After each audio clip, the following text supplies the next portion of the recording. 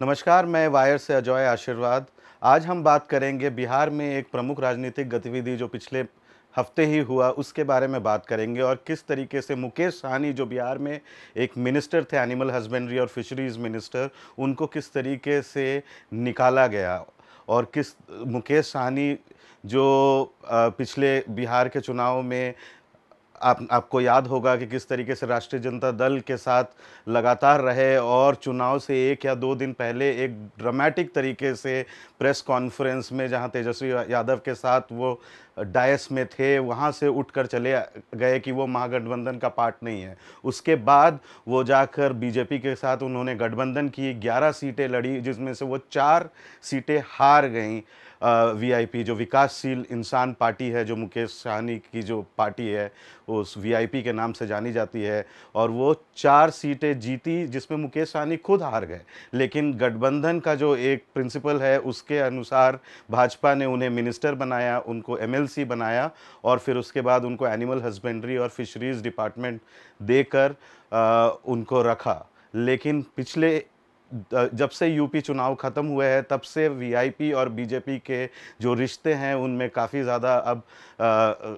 टकराव दिख रहा है और दिख रहा था, और उसी का ये नतीजा है कि किस तरीके से मुकेश सहनी को पिछले हफ्ते नीतीश कुमार के जो कैबिनेट से निकाल दिया गया। और जब निकाला गया तो काफ़ी ज़्यादा प्रतिक्रियाएं आई कि भाजपा किस तरीके से अपने छोटे जो एलाइज़ है उनको किस तरीके से उनको देखती है, उनको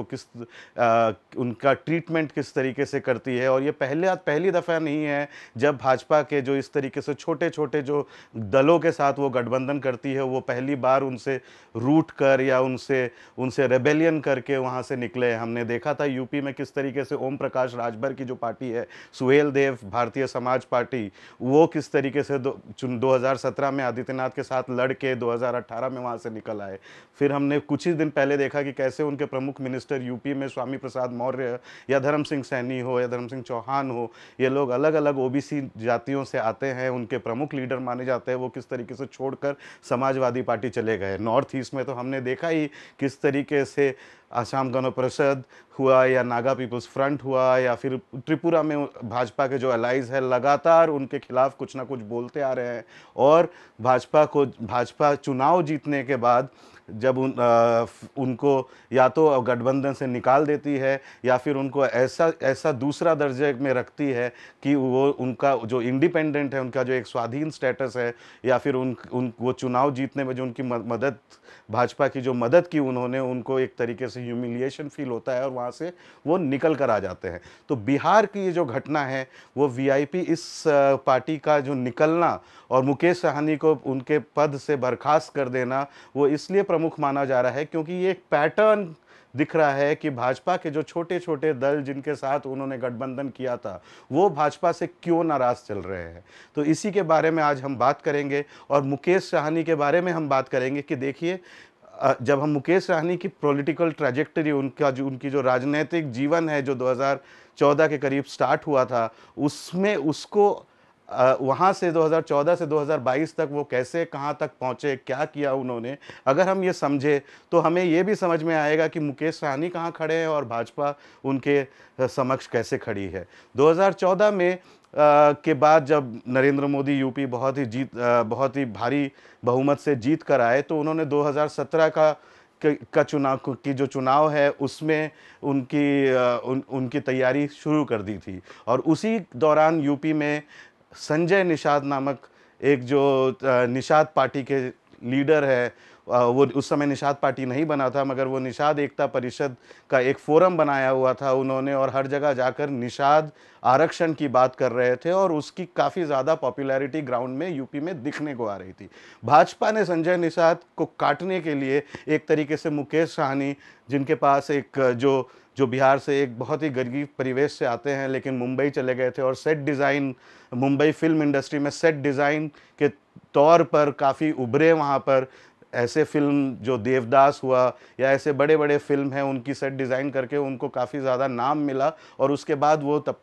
अपने राजनीतिक जीवन की उनकी शुरुआत हुई। और इसी दौरान भाजपा ने मुकेश सहनी को यूपी में खड़ा किया, उनको एक हेलीकॉप्टर दिया गया, उनको उनको उनकी एक रैली चलाई गई 2015-2016 में निषाद रथ यात्रा के नाम से, जहां पर वो भी निषाद आरक्षण की बात कर रहे थे। तो संजय निषाद जो पिछले 10 साल से निषाद आरक्षण की बात कर रहे थे, और निषादों को, मतलब जो निषादों को आप एक तरीके से अगर मान ले तो सिर्फ मल्लाह नहीं है, केवट नहीं है, बिंद है, मतलब कई सारी जातियां हैं जो कि नदी के किनारे रहती है, उसको एक निषाद कैटेगरी में क्लब करके उन लोगों ने एक आइडेंटिटी बनाने की कोशिश की, संजय निषाद ने, और आरक्षण की मांग की कि ये गरीब तबका है और ये पिछड़ी जाति से इनको हटाकर इनको शेड्यूल कास्ट का एक दलित वर्ग के रिजर्वेशन में उनको जगह दी जाए। और इस आंदोलन से ऐसे सारी जो निषादों में जो जातियां हैं वो एकत्रित होकर संजय निषाद के समर्थन कर रही थी। उसी दौरान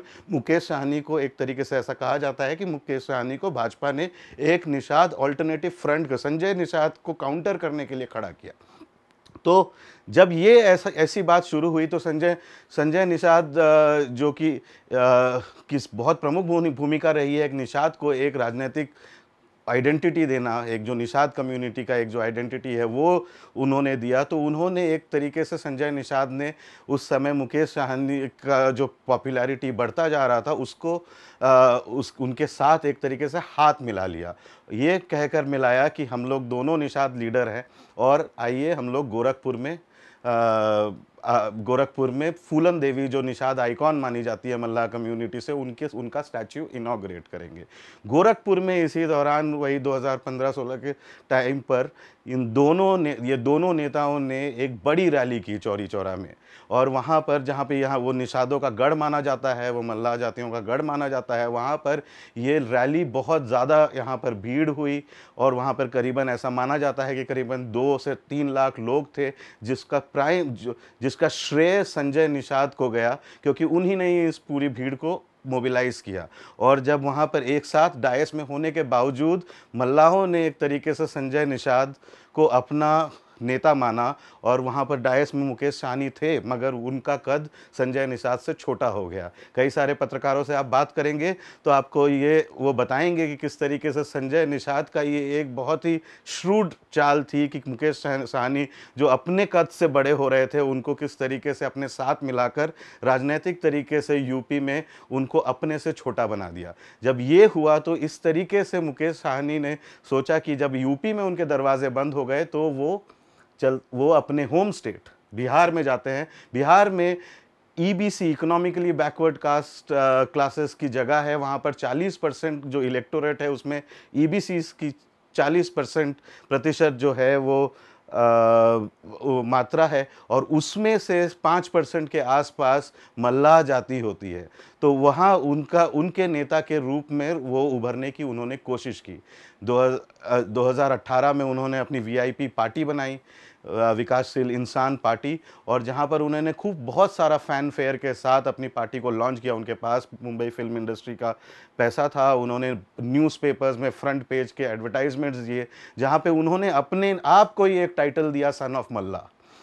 मल्लाह। और इस तरीके से उनकी कद धीरे धीरे बढ़ती गई, और जिस तरीके से वहाँ पर और उन्होंने एक तरीके से वहाँ पर जो उनकी राजनीति थी वो नीतीश कुमार के खिलाफ उन्होंने किया कि ईबीसी उन्होंने बनाने के बावजूद मल्लाह जातियों को उन नीतीश कुमार ने, उनका ये कहना था, एलिगेशन था कि ज़्यादा से ज़्यादा उनको रिप्रेजेंटेशन नहीं दिया, उनके बारे में उनके जो रीजन्स हैं, उनके मल्लाह जहाँ रहते हैं उनके लिए कुछ डेवलपमेंट का काम नहीं हुआ। और इसी राजनीतिक प्लैंक से वो वहाँ पर उभरे, और इसी अंडरस्टैंडिंग के साथ वो तेजस्वी यादव, कांग्रेस, इनके साथ अलायंस करके कैंपेन उन्होंने किया। लेकिन 2020 के चुनाव आने से पहले सीट शेयरिंग के नाम पर डिफरेंसेस हुए, और मुकेश सहनी ड्रामेटिक तरीके से प्रेस कॉन्फ्रेंस से निकल कर जाकर बीजेपी में के साथ उन्होंने हाथ मिला लिया, जहां पे उनको 11 सीट मिले। ऐसा जब हुआ तो जब उनको मिनिस्टर बनाने के लिए बीजेपी ने अब क्या किया, अब बीजेपी का यहाँ से रोल शुरू होता है कि वहाँ जहाँ नेता बनाना शुरू कर रहे थे वो यहाँ पर उन साथ में मिलाया तो ज़रूर, मगर उनके कद को छोटा भी रखा, क्योंकि एमएलसी को वो खुद चुनाव हार गए थे मुकेश साहनी, और एमएलसी जो उनको बनाया उनको हाफ टर्म के लिए ऐसी सीट पर बनाया जो अगली इस जुलाई में उसका टर्म ख़त्म हो जाता है। तो मुकेश साहनी ये भली भांति जानते थे कि अब उनका जो ये टर्म है वो 2.5 साल का ही है, या और उसके बाद वो कंप्लीटली बीजेपी के मर्सी में होंगे कि अगर उनका एमएलसी का टर्म दूसरी सीट से एक्सटेंड होता है या नहीं। इस बीच तो लगातार बीजेपी का जो वो तलवार है उनके हाथ में उनके गर्दन पर लटकती रही, और उन्होंने इस बीच जब फिशरीज डिपार्टमेंट को जब स्ट्रीमलाइन करने की कोशिश की तो भाजपा से उनको कड़ी रेबेलियन कड़ा प्रोटेस्ट भी झेलना पड़ा। जब संजय जायसवाल बिहार बीजेपी के चीफ जो थे, उन्होंने ये कहा कि ये मछुआरों की ताकत जो है वो आईएएस ऑफिसर के हाथों में डाल रहे हैं, लेकिन मुकेश साहनी का कहना था कि मछुआरों को का जो ये कोऑपरेटिव है, अलग अलग जो कोऑपरेटिव है, वो जब तक स्ट्रीमलाइन नहीं होगा तो उनको पूरी तरीके से लॉन्ग टर्म फ़ायदे नहीं मिलेंगे। लेकिन इस तरीके से उनका चलता रहा, बीजेपी के खिलाफ भी वो कुछ कुछ बोलते रहे। अपनी एक इंडिपेंडेंट स्टेटस है जो एज अ मल्लाह लीडर, उसको वो हमेशा एक तरीके से सामने रखते थे, और उनको क्योंकि उनको ये समझ गए थे वो कि बीजेपी के एलाई से ज़्यादा उनको अपना कद जो इंडिपेंडेंट नेता की तरह बनाने की बहुत ज़्यादा ज़रूरत है। इस बीच यूपी के भी चुनाव आए। इस बीच यूपी के चुनाव में उन्होंने ये किया कि उन्होंने दो दाव फेंके यूपी चुनाव में, जहाँ पर उनको संजय निषाद अब बीजेपी के साथ थे, उनके साथ गठबंधन में थे। तो उन्होंने एक काम किया, शुरुआत में उन्होंने ये बताया कि जहाँ जहाँ संजय निषाद लड़ेंगे वहाँ वहाँ वीआईपी भी अपना कैंडिडेट देगी, और इस तरीके का एक कंपटीशन क्रिएट किया।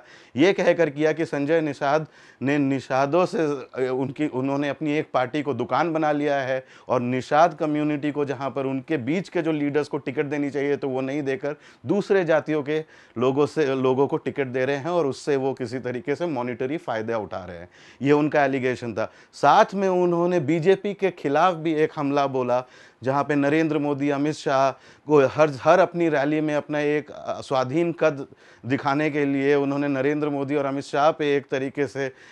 हमला बोला, जहाँ पर उन्होंने कहा कि ये पावर में आने से पहले जब हम लोग के साथ लड़ते थे तो ये निषाद आरक्षण की बात करते थे, लेकिन जब आ गए तो वो पूरी निषाद आरक्षण का जो मूल मुद्दा था निषाद आंदोलन का, उसको पूरी तरीके से भूल गए। फिर चुनाव आते आते उन्होंने ये तक भी कह दिया कि उनका जो पूरा मकसद है वो बीजेपी को हराने का है। वो जीते या नहीं जीते, लेकिन बीजेपी को हारना ज़रूरी है, क्योंकि निषाद का जो पॉलिटिक्स है जो वो है, उसको किसी न किसी तरीके से बीजेपी का जो हिंदुत्वकरण है उसको वो दबा रहा है। तो ये पूरी चीज़ें हुई। इस बीच क्या हुआ, वो बनारस में उतरे हेलीकॉप्टर से यूपी में चुनाव का प्रचार करने के लिए, लेकिन योगी आदित्यनाथ ने उनको कैंपेन करने नहीं दिया और वहाँ से वो वापस चले गए। और तब से उनका एक तरीके से उनके बिहार राजनीति पे इसका ये इम्पैक्ट पड़ा कि मुकेश सहनी और भाजपा के बीच में एक टकराव की राजनीति शुरू हो गई। और जब ये सारी चीज़ें हो रही थी तो उनका हालांकि यूपी में प्रदर्शन बहुत ही ख़राब रहा। बहुत सारे ज़्यादातर उनके कैंडिडेट्स की ज़मानतें ज़ब्त हो गई। उन्होंने शुरू में ये सोचा था कि 160 कैंडिडेट उतारेंगे, लेकिन उसमें से फिर फाइनली उन्होंने ये सोचा कि 100 कैंडिडेट उतारेंगे, जिनमें भी 50 कैंडिडेट के नॉमिनेशन पेपर रिजेक्ट हो गए। तो पूरी तरीके से 50 या 52 के करीब जो सीटें हैं वहाँ वीआईपी लड़ी, और वहाँ पर ज़्यादातर निषाद कम्युनिटी के लोगों को उतारा वहाँ पर, लेकिन उससे कुछ फ़ायदा हुआ नहीं। हुआ ये कि अब बीजेपी की जो नज़र थी वो पूरी तरीके से मुकेश सहनी में बिहार पर थी। तो बीजेपी ने अपना पहला वार कब किया, ये यूपी चुनाव के बाद। यहाँ एक सीट है बोचह, बिहार में बोचह जो सीट है वहाँ पर वीआईपी के कैंडिडेट सीनियर नेता मुसाफिर पासवान जीते थे, मगर उनके डेथ की वजह से मरणोपरांत वो सीट वेकेंट हो गई। और वेकेंट होने की वजह से मुकेश सहनी ने सोचा कि अब उनके बेटे को वीआईपी के ही टिकट से लड़ाएंगे, मगर उसी समय बीजेपी ने अपना दांव फेंका और वहाँ पर बेबी रानी करके बीजेपी ने अपना ही कैंडिडेट वहाँ पर उतार दिया। ये साफ उनका ये कहना था कि वीआईपी को अब ये सीट नहीं जाएगी, और यहाँ से और ज़्यादा टकराव शुरू हुआ। और उसके बाद वीआईपी ने, मुकेश सहनी ने यह दावा फेंका कि अब हम वीआईपी के टिकट से मुकेश सहनी के बेटे मुकेश पासवान के बेटे अमर पासवान को लड़ाएंगे, मगर उससे पहले कि वो लड़ा पाते, अमर पासवान जो है वो राष्ट्रीय जनता दल में शामिल हो गए और अब राष्ट्रीय जनता दल के टिकट से वो लड़ रहे हैं। तो सारी तरीके से देखा जाए तो मुकेश सहनी जो है वो अब पूरी तरीके से एक राजनीतिक क्राइसिस में चल रहे हैं, और भाजपा और राजद दोनों ही के बीच में एक तरीके से वो कुचल दिए गए। और जब और बीजेपी ने जब ये बात साफ कर दी कि मुकेश सहनी से उनका लेना देना नहीं है, तो उनके जो और बाकी के जो 3 एमएलए वीआईपी के थे वो पूरा पहले भी बीजेपी के थे और उनको फिर से बीजेपी में शामिल करा दिया। और नतीजा ये हुआ कि अब वीआईपी का एक भी एमएलए बिहार में नहीं है। जो मर गए वो चौथे थे मुसाफिर पासवान, वो नहीं रहे, 3 लोग बीजेपी में चले गए और अब बस मुकेश सहनी बच गए, जिनका टर्म एमएलसी का जुलाई में ख़त्म हो रहा है। और आने वाले दिनों में हम देखेंगे कि क्या राजद जो है वो मुकेश सहनी को एमएलसी का चुनाव लड़के उनके अस्तित्व को बचा के रखती है, या फिर ये जो पूरी तरीके से बीजेपी ने जो उनका पंख पूरी तरीके से जो काट दिया है वो उसमें बीजेपी सफल होती है, या मुकेश सहनी का जैसे ही ये 3 उनके एमएलए भाजपा में शामिल हुए तो उन्होंने बड़े ये जो पुष्पा का जो डायलॉग अभी मार्केट में चल रहा है, मैं झुकेगा नहीं, तो उन्होंने बड़ी फिल्मी तरीके से ये बोला कि ये होने दीजिए, मगर वो झुकेंगे नहीं। और आने वाले दिनों में उनकी राजनीतिक जो जीवन है उसको वो और सफल करने में और एनर्जाइज करने में पूरा उनका प्रयास रहेगा, ये उन्होंने कहा। लेकिन इस पूरे एपिसोड से ये पता चल रहा है कि भाजपा ये जो पूरी जो प्रक्रिया है वो भाजपा और सोशल उनके जो छोटे छोटे हैं वो उसमें कितना रेस्पेक्ट का रिश्ता है। एक सोशल इंजीनियरिंग का तो रिश्ता है ही कि हिंदी हार्टलैंड में हमने देखा कि किस तरीके से यूपी और बिहार में अलग अलग जो जातिगत समीकरण बनते हैं, जो पोस्ट मंडल एरा में अलग अलग तरीके से जब ये हुए कि ज़्यादातर समाजवादी पार्टी या राष्ट्रीय जनता दल जैसी पार्टी, जब यादवों ने उस तरीके से एक कब्जा उन पार्टियों में बढ़ा, एक ओबीसी पॉलिटिक्स का एक यादवाइजेशन जिसको कहते हैं वो हो गया, तो बाकी के जो ओबीसी जातियां हैं, जो पिछड़ी जातियां हैं, वो लोग निकल कर अपनी ही पार्टी उन्होंने बनाना शुरू किया और अपना एक अस्तित्व बनाया। मुकेश सहनी से ज़्यादा संजय निषाद वहाँ पर हैं, और हमने खुशवाहा स्वामी प्रसाद मौर्य खुशवाहा राजनीति से निकले, संजय निषाद राजनीति से निकले, और इसी तरीके से ऐसे छोटी छोटी पार्टियाँ सिर्फ जो सिंगल कास्ट पार्टीज़ है, और इनको साथ में लेकर भाजपा ने एक अपना बड़ा सोशल कोalition बनाया, एक सामाजिक कोalition बनाया, जिसके आधार पर वो लगातार मेजॉरिटी क्लेम करके जीतते आए हैं। लेकिन जब चुनाव ख़त्म हो जाता है तो उनको कुछ शंटेड पोजीशन में देकर, कहीं एक कैबिनेट पोजीशन में देकर, या फिर कोई मंत्री पद बना दिया, या फिर वो भी नहीं दिया, मगर डिसीजन मेकिंग एकदम उनके हाथ में नहीं होती है। जिस तरीके से हमने मुकेश सहनी के साथ भी देखा, जब वो खुद अपने डिपार्टमेंट में कुछ करने जा रहे थे तो भाजपा ने उसको ऑब्जेक्ट किया, उसको नहीं करने दिया पूरी तरीके से। तो इसी तरीके से ओम प्रकाश राजभर का भी उसी तरीके से यही कहना था कि जो ये कास्ट सेंसस ये नहीं करा रहे हैं, इन्होंने प्रॉमिस किया था इसीलिए हमने समर्थन किया, लेकिन नहीं कराया। स्वामी प्रसाद मौर्य भी और बाकी सारे जो सैनी या नोनिया चौहान लीडर है, धर्म सिंह चौहान या धर्म सिंह सैनी जो हुए, वो लोग भी इसी तरीके से ह्यूमिलिएशन का एक काम फेस करना पड़ा। तो उनका ये कहना है कि एक बार जब चुनाव जीत जाते हैं तो ये जो आधार जिन्होंने ये बनाया, चाहे संजय निषाद ने निषाद बनाया हुआ, मुकेश सहनी ने निषादों को एकत्रित किया, उसके बाद जब भाजपा की सरकार बन जाती है तो उनके ही आधार को वो कब्जा करने में भाजपा का पूरा रहता है प्रयास, और उसकी वजह से ये सारी जो छोटी पार्टियां हैं उनके एक अस्तित्व पर भाजपा का जो ये पूरा डोमिनेंस है एक सवालिया निशान पैदा करता है, एक उनको एक क्राइसिस में ढकेलता है। और ये जो पूरा जो फ्रिक्शन है उसी का एक तरीके से रिजल्ट है मुकेश सहनी का सैकिंग होना। आने वाले दिनों में हम ये देखें कि भाजपा का ये जो हेजिमनाइजिंग टेंडेंसी है, जो ये पूरा जो एक वर्चस्व अपना बनाने की राजनीति है, उसमें ये छोटे छोटे दल जो अभी तक भाजपा को चुनावों में समर्थन करते आ रहे हैं वो क्या करते हैं। ये इस तरीके से नहीं है कि ये जो छोटे छोटे दल है ये भाजपा के हिंदुत्व के एजेंडा का समर्थन करते हैं, बल्कि ये होता है अपना अस्तित्व बना के, अपना आधार बनाकर वो एक ऐसे पोजीशन में आते हैं कि चुनाव के दौरान या तो जो बड़े जो 2 पोल्स हैं, या चाहे वो यूपी में भाजपा हो या समाजवादी पार्टी हो या फिर बिहार में बीजेपी हो या फिर राजद हो, इनसे बार्गेन करके अपना अपना एक असेंबली में एक रिप्रेजेंटेशन चाहते हैं कि ताकि उनके कुछ लोग जीत कर आए इस लार्जर सपोर्ट से और असेंबली में भी वो बात अपनी रख पाए। लेकिन भाजपा के साथ ये हो नहीं रहा है। उनकी जो अपनी स्वाधीन राजनीति है, उनकी जो एक सामाजिक न्याय की राजनीति है, वो कहीं ना कहीं भाजपा के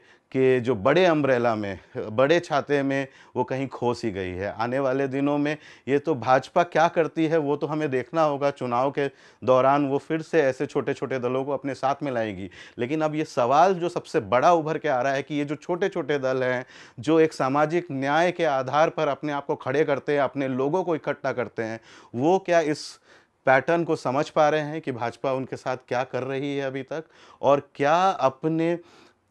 इमीडिएट फ़ायदे, इमीडिएट जो पॉलिटिकल फ़ायदे होते हैं उसको वो दरकिनार करके आने वाले दिनों में अपने प्रिंसिपल्ड पॉलिटिक्स पे या एक आंदोलनकारी जो उनका एक छवि रहता है या एक आइडियोलॉजिकल जो उनका एक मापदंड होता है उस पे वो खड़े रहेंगे, या फिर से आने वाले चुनाव में वो किसी एक बड़े पार्टी के साथ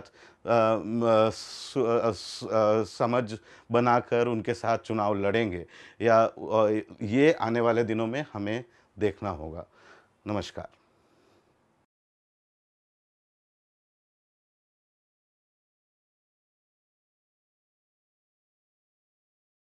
Get a sneak peek of exclusive content before everyone else. For channel members only.